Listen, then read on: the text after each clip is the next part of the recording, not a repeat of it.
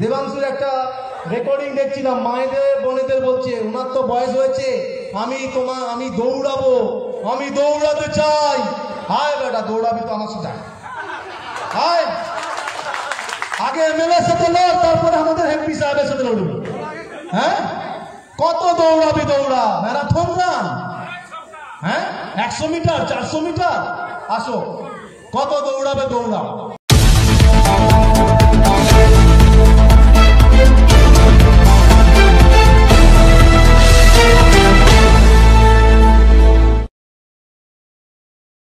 বছর পর প্রথমেই এই মঞ্চে উপস্থিত এমন একজন বিশিষ্ট ব্যক্তি,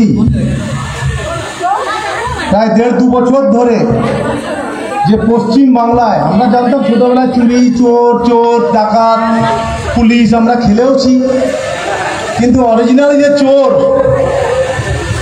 যে টিএমসি মানে চোর, আজকে এই মঞ্চে উনি উপস্থিত। উনি ওটাকে প্রমাণ করেছেন, একদম খাতা কলমে, কোথাও কিছু লেখা নেই, সেও পাস, সে চাকরি পেয়ে গেছে, যে টাকা দিতে পেরেছে সে চাকরি পেয়েছে। উনি সেটা পুরো পর্দা ফাঁস করে দিয়েছে টিএমসি। খুব জ্বালা, তাই তো? উনি অভিজিৎ দাকে, আমার ময়নাতে আমি ওনাকে অভিনন্দন জানাই, স্বাগত জানাই। আপনি আমার এই পবিত্র ময়নাতে এসছেন, পা রেখেছেন, আমরা সবাই মিলে আপনাকে প্রণাম জানাই। এবং কয়েকদিন আগে বড়াইপন্ডাতে লোকসভার এমপি চটি চাটা, অভিজিৎ বাবু তো বলতে পারলেন না দেবাংশুর ব্যাপারে, তো আমি বলি, ওর নাম হারাংশু করে দেবো, হারাংশু। তো উনি বলে গেছেন যে এখানে এই বিধানসভায়, ময়না বিধানসভায় নাকি এমএলএ কে দেখতে পায় না মানুষজন। তখন আমার কাছে খবর এসছে যে টিএমসি নেতারাই বলছে এই কথাটা বলবেন না প্লিজ, আমাদের এমএলএ এখানে সবসময় থাকে, বিপদ আপদ সুখ দুঃখে সবসময় পান। কি পান না? আমাকে পান তো উনি এটা বলে গেছেন। যাই হোক, এটার অ্যান্সার ওনাকে 4 তারিখে এপ্রিল মাসেই ওনাকে কাউন্টিং হলেই দেওয়া হবে। কিন্তু অভিজ্ঞবাবু বলছিলেন লক্ষ্মী ভান্ডার, দীর্ঘ 3 বছর ধরে একটা বিডিওর সাথে আমার একটা ঝগড়া চলছে। লক্ষ্মী ভান্ডার, বার্ধক্য ভাতা, প্রধানমন্ত্রী আবাস যোজনা থেকে শুরু করে সমস্ত প্রকল্পগুলোকে কিভাবে বিজেপিতে ভোট দেওয়ায়, বিজেপি করায়, তাদেরকে বাতিল করা হয়। আপনারা দুয়ারে সরকারে ফর্ম তো ফিল আপ করেন, দুয়ারে সরকারে ফর্ম ফিল আপ করেন, আর ওটা গিয়ে বাছা হয় এখানকার যে লোকাল টিএমসি পঞ্চায়েত প্রধানরা আছে, তারা গিয়ে বিডিও অফিসে গিয়ে তারা ঠিক করে যে এই লোকটা বিজেপি করে, একে দিস নেই, নামটা কেটে দেয়। আর আমার সমস্ত তথ্য প্রায় এই ব্লক থেকে 2300 বার্ধক্য ভাতা, প্রায় 350 বিধবা ভাতা, আর প্রধানমন্ত্রী আবাস যোজনার সমস্ত তথ্য আমার কাছে আছে, শুধু পোর্টাল খোলার অপেক্ষায় আছে। পোর্টালটা যেদিন খুলবে আমি ভিডিওর সামনে গিয়ে হাজির হয়ে যাব, কে বাদ দেবে দেখব। মঞ্চে উপস্থিত আছেন অনুপম দা, এই তমলুক লোকসভার ইনচার্জ এবং হলদিয়ার জনপ্রিয় বিধায়িকা এবং তমলুক সাংগঠনিক জেলার জেলা সভাপতি তাপসীদি এবং তমলুক সাংগঠনিক জেলার সহসভাপতি আশিস মণ্ডল, এবং উপস্থিত আছেন এখানকার বিরোধী দলনেতা প্রসেনজিৎ সহ ওনার 6 জন মেম্বার, এবং এই ব্লকের কনভেনার গৌতম গুরু, এবং আরও আমার অন্যান্য ভাইয়েরা বোনেরা, সবাইকেই আমার আন্তরিক শুভেচ্ছা। এবং আমি আপনাদের বলব, আপনারা খেয়েছেন তো? খাননি তো? আমি আপনাদের একটা কথা বলি যে এখানে 22,351 ভোট আছে। আমরা পঞ্চায়েতের টোটাল 21টা বুথ, 23টা পঞ্চায়েত, এখানকার সিভিকরা পঞ্চায়েতে জোর করে ভোট দিতে দেয়নি। আমার কাছে ভিডিও সমেত তথ্য আছে। আমি শিওর এই ইলেকশনে কিন্তু সেন্ট্রাল ফোর্স দিয়ে বুথে বুথে সেন্ট্রাল ফোর্সটা থাকবেন। আপনারা চিন্তার কোনো ভয় নেই, আপনারা আপনাদের ভোট দেবেন। তাই আমি আশাবাদী এই অঞ্চল থেকে মিনিমাম 3.5 থেকে 4,000 লিড দিতে হবে। অভিজিৎ বাবুকে লিড দিতে হবে। দেবেন তো? 3.5 থেকে 4,000 দেবেন তো? মায়েরা বোনেরা, যখনই টিএমসির লোকে আসবে একটাই স্লোগান করবেন। কি স্লোগান? কি স্লোগান? এইটা বলতে হবে। এখানকার যে প্রধান, আমার সাথে কথা হয় ভেতরে ভেতরে, এখানকার যে উপপ্রধান, আমার সাথে কথা হয় ভেতরে ভেতরে, এখানকার যে গুন্ডা মস্তান, সব চুপ, সব চুপে যাও বস। নাহলে এই লোকসভার ভোটের পর তোমাদের যা যাবতীয় সব জিনিসপত্র জড়ি বাটকাল আছে সব বের করবো। নমিনেশনে কত এইখানকার প্রধান নমিনেশন করার সময় কত টাকা দেখিয়েছিল জানেন? আর এখন তার সম্পত্তি কত গিয়ে কত গুণ হয়েছে, সেইগুলো জমা দিতে হবে, তো অ্যান্সার দিতে হবে। পাপ পাপ কেউ ছাড়ে না। শেখ শাহজাহান আমাদের পঞ্চায়েত সমিতি নির্বাচনে আমার 6 জন কর্মীর মাথা ফাটিয়েছিল। তখন আমি খেলতে গিয়েছিলাম। আমি সেখান থেকে ভিডিও কল করে করেছিলাম এবং তারপরে যখন এসে তার পরের দিনই আমি আমার কর্মীর বাড়িতেও গিয়েছিলাম।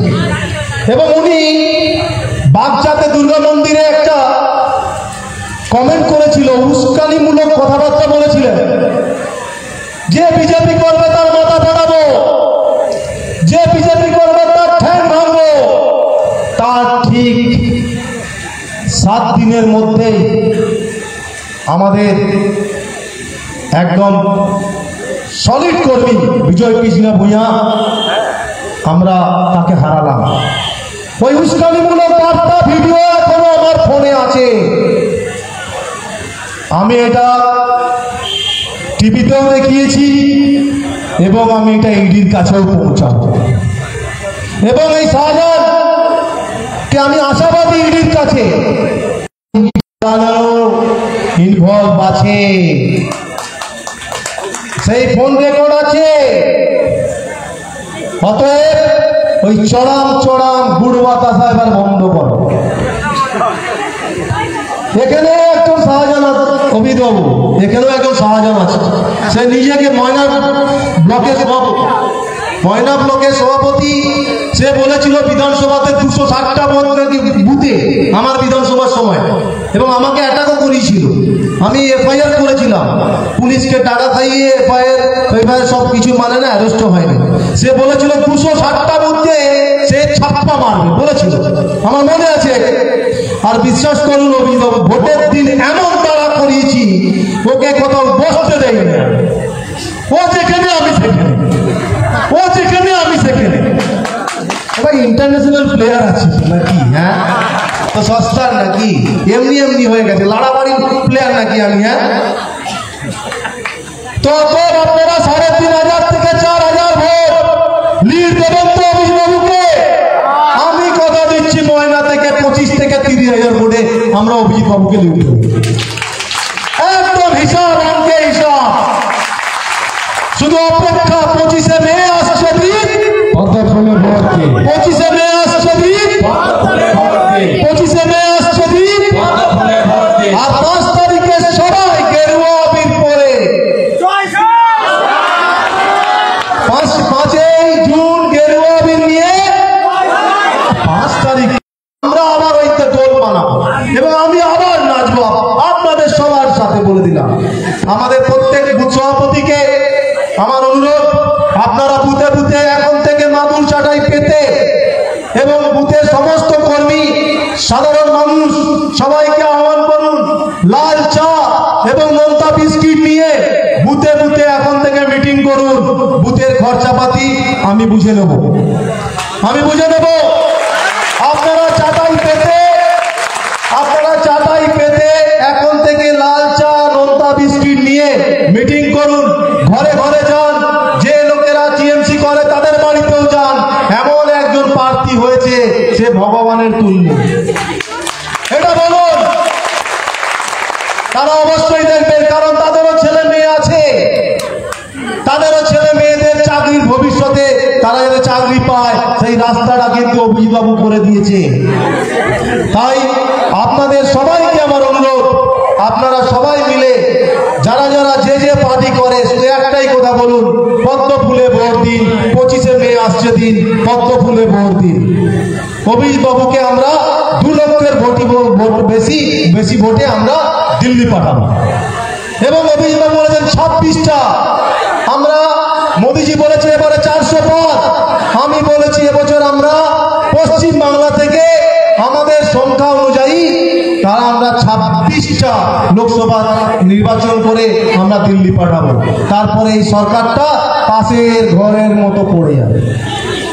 তখন এখানকার পঞ্চায়েত, তখন এখানকার প্রধান, তাদের আমরা তখন ওই বের করবো সব পুরনো হিসাব। ঠিক আছে, সবাই ভালো থাকবেন। আর কাউন্টিং, আপনারা সেটা ভয় পান কাউন্টিং। দেখুন 2রা মেতে আপনারা সবাই জেনেছেন, 2রা মেতে যেভাবে আমি লড়াই করেছিলাম কোলাঘাটে, আপনারা সবাই অবগত এই বিষয়ে। কাউন্টিং হলে অশোক দিনটা থাকবে অভিজিৎ বাবুর সাথে, এবং আমার সেই সব লোকেরাও থাকবে যারা কাউন্টিং এ ছিল। এখানকার ইলামন্ত থেকে শুরু করে, প্রসঞ্জিৎ থেকে শুরু করে, এখানকার মন্ডল সভাপতি ভাই নারায়ণ থেকে শুরু করে, এখানকার সবাই থাকবে, এখানে কোনো চিন্তার কিছু নেই। আমরা কাউন্টিং হলে কোনো রকমের 2 নম্বরই করতে দেব না। আর কেউ ঘুষ দিতে আগের বারে তাই তো করেছে, টাকা পয়সা দিয়ে মেরে তাড়িয়ে বার করে দিয়েছে। হ্যাঁ, ওদিকে মমতা ব্যানার্জি 150 পার, তারপরে আমাদের কর্মীদের বিদায়। হ্যাঁ, এবারে দেখাবো না মোদিজি 300 পার, তারপরে তোমরা কাউন্টিং হলে কি করবে? আমরা যদি সেইটার বদলা দেই কি হবে? 400 450 পার হবে তখন। আপনারা নিশ্চিত থাকুন, শুধু একটাই মন্ত্র, বুথে বুথে মিটিং করুন, সংগঠিত হন। কেউ বুথজাম করতে এলে মায়েরা ঝাঁটা নিয়ে বেরোবেন, ঝাড়ু নিয়ে বেরোবেন। প্রচুর পয়সা নিয়ে বেরিয়েছে সোমনাথ, ঠিক আছে, প্রচুর পয়সা নিয়ে বেরিয়েছে। আর ভাইপো তাকে দায়িত্ব দিয়েছে যে এইখানে যদি তুমি হারাতে পারো তমলুকে, তোমাকে মন্ত্রী পরেবারে 100% শিওর। দেবাংশুর একটা রেকর্ডিং দেখছিলাম, মায়েদের বোনেদের বলছে ওনার তো বয়স হয়েছে, আমি দৌড়াবো, আমি দৌড়াতে চাই। হায় বেটা, দৌড়াবি তো আমার সাথে, হায় আগে এমএলএ সাথে লড়, তারপরে আমাদের এমপি সাহেবের সাথে লড়বি। হ্যাঁ, কত দৌড়াবি? দৌড়া, ম্যারাথন রান। হ্যাঁ, 100 মিটার 400 মিটার, আসো, কত দৌড়াবে দৌড়া। তো অতএব আপনারা নিশ্চিত থাকুন, আপনাদের একটাই টার্গেট, এই জিপি সকল মানুষকে 3500-এর বেশি লিড দিতে হবে। পারবেন তো? ঠিক আছে, এবারে খাওয়া দাওয়া। ভালো থাকবেন সবাই। ভারত মাতা কি।